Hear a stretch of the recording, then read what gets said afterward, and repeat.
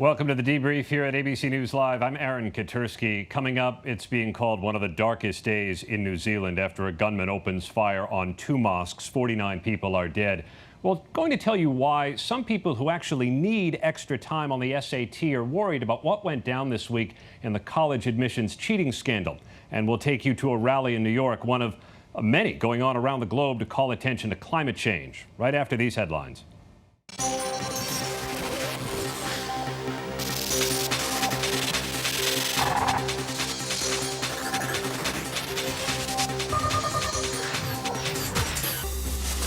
The SEC has now hit Volkswagen and the company's former CEO with charges over the carmaker's emissions scandal. Federal regulators say senior executives, including former head Martin Winterkorn, knew that hundreds of thousands of cars in the U.S. were rigged to cheat emissions tests. Israel is striking back after a rocket attack into Tel Aviv. The Israeli army says it carried out airstrikes on 100 Hamas targets in the Gaza Strip, including military headquarters, rocket manufacturing plants, and naval sites. No injuries have been reported. Animal activists are calling for a criminal investigation after another horse death at a racetrack in California. The horse was put down after breaking both front ankles at the Santa Anita track. It's the 22nd horse death since Christmas, and it comes just 2 days after racing resumed. Track officials are now banning the use of whips and drugs on horses during race days. Facebook is losing Chris Cox, who was the chief product officer, and Chris Daniels, head of WhatsApp. Both are leaving. Cox joined Facebook over a decade ago and helped create Facebook's news feed feature. It's the first morning in orbit for a Russian-American crew that docked with the International Space Station overnight. NASA astronaut Christina Koch, making her first trip to the station, was the first to come through the hatch. The mission follows October's aborted launch that failed 2 minutes into the flight.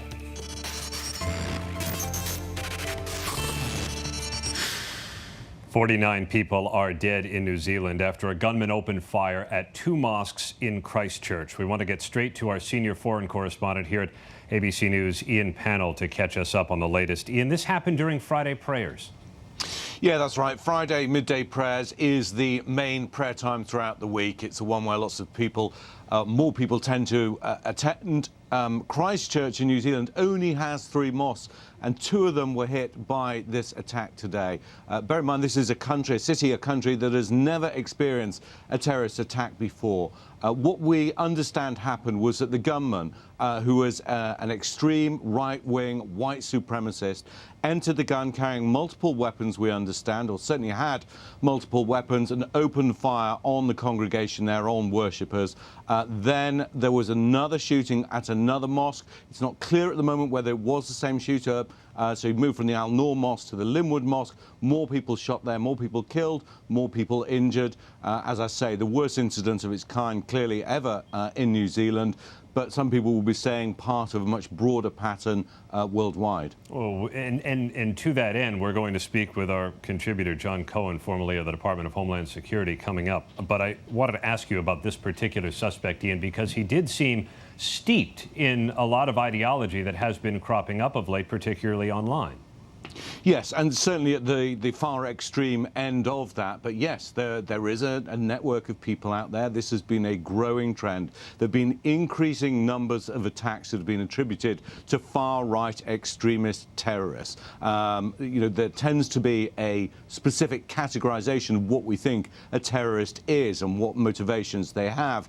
This is further proof that actually things have changed. The number of terrorist attacks last year actually went down, but the number of attacks that have been carried out under the pretext of being part of a far-right, white supremacist extreme mantra has actually gone up. And the deliberate targeting of Muslims at prayer on Friday is proof of that. Now, he was live streaming as he went on his murder spree. But he also very clearly said that this was targeted against what he called immigrants. Now, not all those people anyway who would have been at those mosques would necessarily have been immigrants. They would have been people who've lived in New Zealand, born in New Zealand.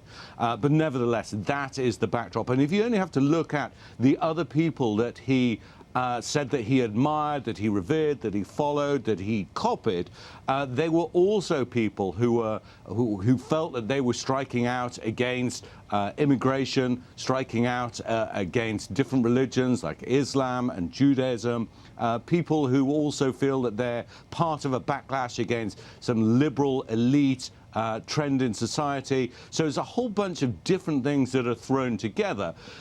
But also, I think it's important to say that we quite often, refer to people who carry out attacks, whether it's mass shootings or terrorist attacks like this. We use this phrase that they are mentally unwell. Now, clearly, anybody who carries out an attack of this type would fit into that category. And you only have to look at this manifesto that he released online, more than 70 pages long. It's kind of all over the place in terms of what it is that he railed against, what it is he was opposed to. So it's not entirely coherent in some senses, but it does fit that broad spectrum of anti-establishment, far-right, white supremacist creed that is breeding an increasing number of terrorist attacks targeted often at immigrant communities, certainly at religious minorities. And that problem that you raise, Ian, has been particularly acute here in the United States. So I want to turn to ABC News contributor John Cohen, formerly of the Department of Homeland Security, who studies this stuff. Because, John, the number of attacks prescribed to right-wing extremists in the United States is only on the increase. In fact, last year, 2018, there were more of them than at any time in the U.S. since 1995 and the Oklahoma City Federal Building bombing. Yeah, and that's correct, and I totally agree with what Ian has been discussing over the last few minutes. We have seen an increase in this country in targeted attacks by individuals who are motivated by far-right wing extremist ideology. We've also experienced an increase in hate crimes by these people motivated by these same ideologies, targeting immigrants, African Americans, Muslims, and Jews. So there's real concern amongst the law enforcement community that we are in the midst of a trend in which the primary threat facing the United States today comes from individuals who are motivated to violence by far right-wing extremist ideologies. And that seems to thrive online. It feels like Charlottesville really brought that to the fore, where previously fringe elements scattered across the country in small pockets were able to gather up critical mass. Yeah, that's exactly right. I mean, I'm often asked when I'm speaking publicly or meeting with people, are there more white supremacists? Are there more right-wing violent extremists? And the answer to that question is, from everything we can see, no. But there are two important factors that have enhanced the threat. The first is the widespread use of social media and the internet. People who were once isolated by geography can now interconnect on a global basis. They can share ideas. They can spread their hateful rhetoric. They can share videos and other information about attacks. And that serves to inspire those within the community who are predisposed to violence. But what we haven't talked about, and this is another major factor that has law enforcement extraordinarily concerned, that much important elements of the ideological rhetoric used by white extremist leaders have now found its way into our mainstream political rhetoric. So when we have elected officials, when we have people running for office in Europe, the United States, Australia, New Zealand, using the same words as white supremacist leaders, people who are predisposed to violence feel empowered by their words. They listen to what leaders say, and they act on it. And so the words that are being used in our political discourse are actually feeding into the violence that has emerged in this country.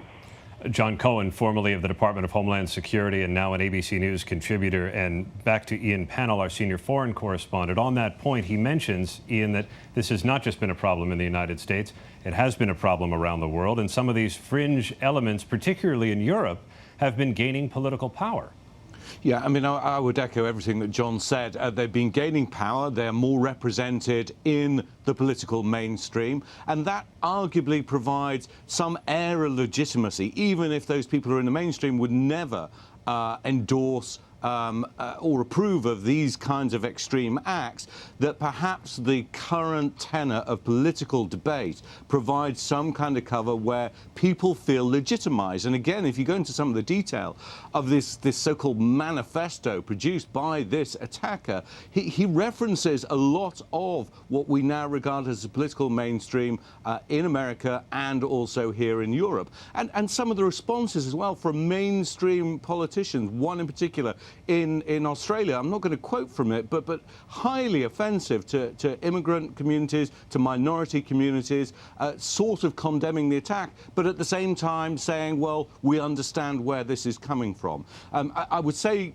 again, echoing what John said, yes, these people are able to connect online. But also, the nature of the political debate that we're currently living in means that people are operating in silos. We have much less shared experience, whether it's a case of watching the news or the political discourse. Our differences have become greater than our similarities. And that lack of crossover means that people are just reinforcing their own bigotry and hatred to a point where this kind of act starts to become something that almost seems legitimate. And you have to ask yourself, he releases this manifesto, what kind of message is this designed to send to other people? These people think in advance about the kind of coverage, the conversations that you and I are having now, and what kind of impacts that has on other people who may be like-minded. So we have to be very careful about the nature of how we analyze what these people are about, which is why I raise a question of the mental fitness of these people who are able to get weapons and carry out attacks, whether it's a mass murder or whether it's a terrorist attack. They may claim to have a political agenda, but they're also people who are highly unstable, and we should see it for what it is. Our senior foreign correspondent here at ABC News, Ian Pannell, with us from London. Ian, our thanks to you. We want to catch you up to date as well on the latest with the crash of the Ethiopian Airways plane that killed more than 100 people outside Addis Ababa. ABC's David Curley, our senior transportation correspondent, has the latest. Aaron, at this hour, we're waiting to hear from Ethiopian officials about the two black boxes. The Ethiopians handed them over to French investigators yesterday to read out the data. The reason is that the chassis, the base that the box sits on, was damaged. The module, the memory module, at least in one of the boxes that we saw, looks fine, but they have to take it off and plug in or put it on another chassis, which apparently the Ethiopians didn't have the ability to do. So the French hope to do that. We're going to get the flight data and hopefully the cockpit voice recorder, what the pilot and co-pilot were actually saying to each other, but it will be up to the Ethiopians to release this information. What we do know is that this aircraft had trouble as soon as it took off, that it had wild ups and down movements from the data that we've seen already. The New York Times reporting overnight that somebody who is familiar with the communications between the aircraft and the tower, that the pilot radioed in early, right after takeoff, that he was having some issues to deal with, and then several minutes later, after they saw some of these wild gyrations, in a panicky voice, he says, we need to return to the airport, but a couple of minutes later, this plane crashed. So the questions we're trying to determine from this data, what caused those wild gyrations? Are they related to the Lion Air crash 4.5 months earlier, in which a 737 MAX also had some wild gyrations? We know that was probably related to a bad sensor that said bad data to the airplane, and a safety feature kicked in that nosed down and the pilots didn't disconnect that automated system.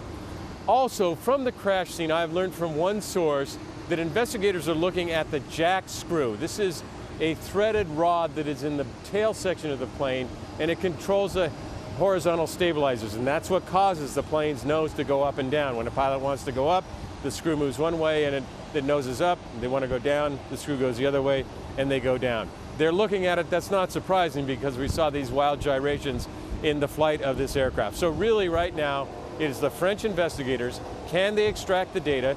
U.S. and other investigators are there in Paris. They will be listening to the cockpit voice recorder and looking at that data. Then we wait for the Ethiopians to give us a sense of what happened in the aircraft from all that data. It may not pinpoint the cause, but it'll lead us to know whether the two crashes are related. Is this grounding of the entire 737 fleet a good idea? A lot of questions could be answered from that data. Aaron? A lot riding on all this information. ABC's David Curley, our senior transportation correspondent. Today, a number of students around the world are skipping school in order to call attention to climate change. ABC's Armando Garcia at one rally here in New York. Hi, Aaron. I'm here in New York City in front of the United Nations building, and I'm actually broadcasting on my phone here, so I am going to flip the camera around, so bear with me, just so you can get a little bit of sense of what's actually going on here. Now, although certainly there is a sizable crowd here, the headline of the day is that tens of thousands of teens and preteens are marching today in unison with one purpose, and that is to protest inaction over climate change. Now, nearly 100 countries are participating in events like this across the globe, organized by young leaders, inspired by the likes of Greta Thunberg, the 16-year-old Swedish climate activist who just this week was actually nominated for the Nobel Peace Prize. And Aaron, if I can add, this march was organized through Google Docs and Slack messages and social media. This is a generation that is so tech savvy and frankly very good at organizing. It is the same generation that gave us the March for Our Lives after the Parkland shooting. Now here the youth are protesting our dependency on the fossil fuel industry, urging politicians to pass policies that will ease the strain of global warming, which many scientists agree has wreaked havoc from our oceans to the mountain peaks of our globe. Now, one last thing I do want to add here is that this march comes during a very crucial time in American politics. There's over a dozen people running for president, and as they campaign, many voters have been asking them to endorse the policies like the Green New Deal, which aim to reduce our dependency on oil, decrease our carbon footprint, and prioritize the issue of global warming. Aaron? ABC's Armando Garcia from outside the United Nations at one of many rallies going on around the world today to call attention to climate change.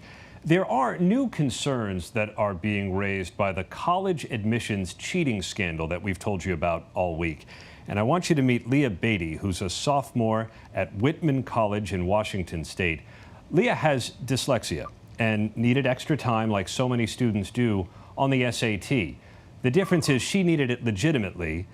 Her parents didn't pay for it the way some wealthy parents allegedly did, as outlined by prosecutors. So, Leah, why did what happened this week, as outlined by the FBI in Boston, touch such a nerve today? So it's such a huge slap in the face to students that require accommodations to have a chance at doing their best and doing well. It belittles the system that we use and rely on. It's patronizing and disempowering. We're either invalidated for our disabilities or coddled for them, and the latter leads us to being pitied, and pity has the power of disempowerment. What was it like for you when you had to go through this whole admissions process, take the SAT and the like? Yeah, so when I was applying for college, I didn't actually have my formal diagnoses yet, so I never had accommodations for these entrance exams. But I'm incredibly lucky that the place I happened to choose, was a place that recognized me for more than my test scores, and it has a great disability support services system and academic resource center. Looking back, I realized how little information about disability support is provided during the college search. And even if you do find a college with adequate resources, there isn't a guarantee that these services will come to fruition. You know, since this scandal broke, we've heard from so many parents who have said, my kid actually needs the extra time. A scandal like this is only going to gum up the works. What are you hearing from other students about what they've gone through? Yeah, I think it's a common misunderstanding of accommodations, and because of this scandal and the alleged cheating that came with the accommodations, the belief that accommodations regularly serve as a guise for cheating is emboldened. We are already marginalized. We already get sideways glances when we're, go to the academic resource center to get extra time, and now we're honestly concerned about outright hostility. That people won't believe you when you say you may need an accommodation. Yeah, and accommodations, they level the playing field. They do not give us an unfair advantage. Very generally, specific learning disabilities can be distilled down to a problem in information processing and production, and accommodations help us with that processing issue, not with the content. So, allowing me to use a keyboard to type my answers allows me to focus on the content of the essay rather than the mechanics of putting the words on the page. All right, well, so then real quick, give us the pitch. What do you hope the College Board and other administrators of these college entry exams will do, maybe despite what prosecutors outlined this week? I think there needs to be a greater understanding of how learning disabilities manifest, and with that, better understanding, the legal bearing that IEPs, 504s, and other documentation about disabilities, will have a more solidified and clear, purpose. Right now, they're being abused, but if we understand, how learning disabilities really manifest, we can make better and more accurate diagnoses and be more stringent about, how we're using these documents. Leah Beatty is an advocate for students with disabilities and a sophomore at Whitman College in Washington State. Leah, thank you so much for joining us after this college admissions scandal broke this week. At the White House, there has been a rebuke by a number of Senate Republicans to President Trump. So we turn to ABC News White House correspondent Karen Travers. This has to do, Karen, with the national emergency the president has declared about the border. And this was a stunning rebuke yesterday in the Senate, where you had 12 Republicans, Aaron, joining Democrats to approve a resolution that would block that emergency declaration by the president. The president this week had been making a personal appeal to Republicans to stick together and stick with him on this. He said a vote in favor of this resolution was a vote against border security and a vote for Nancy Pelosi. But, Aaron, the president's appeals did not end up helping there. You saw 12 Republicans joining the Democrats. But here's what's going to happen now. The president, as you just saw in that one-word, all-caps tweet, is going to veto this resolution. He was widely expected to do that, and that could come today, his first ever veto. After that, Congress will then reconsider the resolution. But, Aaron, it does not look like they have the votes to override that presidential veto, and that's that. And so automatically then the funds get transferred the way the president wants? The wall gets built the way he declares? Not so fast. The president can't cut a check for that money and then start construction of the border wall. The national emergency declaration is going to be tied up in court for some time. You've already seen states suing about the authority that the president has for this and the impact that it could have on funding for their states. So this could take months, if not longer, to make its way through the legal process, though for now the president does win this one with the power of that veto pen. ABC's Karen Travers from her post at the White House. We have a birthday to note as well, and a lot of people came out to celebrate it in Brooklyn. It is the birthday of Supreme Court Justice Ruth Bader Ginsburg, and so dozens gathered in order to wish her well on her 86th birthday. Brooklyn's borough president wants to name the municipal building in Brooklyn after RBG, and people signed a card, they held signs, they sang happy birthday. We caught up with a couple of high school students who told us how much Ruth Bader Ginsburg means to them. When I first heard about it, I thought it was so amazing that they would name a building after a woman, especially such a strong woman, because that's really a first. As people who grew up in the same borough as her, as people who are looking to, I think when you're looking for a role model, you're looking to see yourself in someone else, and you're looking to see what you can be, and to have that really direct connection to her is so inspiring, and it's moving to know that maybe someday if we work hard like she did, and if we keep breaking down barriers, we can be that too. Justice Ginsburg was born on this day in 1933. Things that did not exist then: the Golden Gate Bridge, chocolate chip cookies, and Monopoly. Chocolate chip cookies, really? This is one of many celebrations, the one you're looking at now in Brooklyn, planned in her honor today. Later in Washington, D.C., there are going to be 1,000 people or so, at least expected, to plank in order to celebrate Justice Ginsburg's big day. And in fact, you should keep tuned to ABC News Live all day. Coming up on the briefing room at 3:30 Eastern, the trainer of Justice Ginsburg will be talking to the folks in Washington about her exercise regimen. Yet another reason to keep tuned to ABC News Live. In addition, at 8 p.m., it is the World News Prime. And of course, for all the latest news, just check out our app. I'm Aaron Katursky. Thanks for watching The Debrief, and you're watching ABC News Live.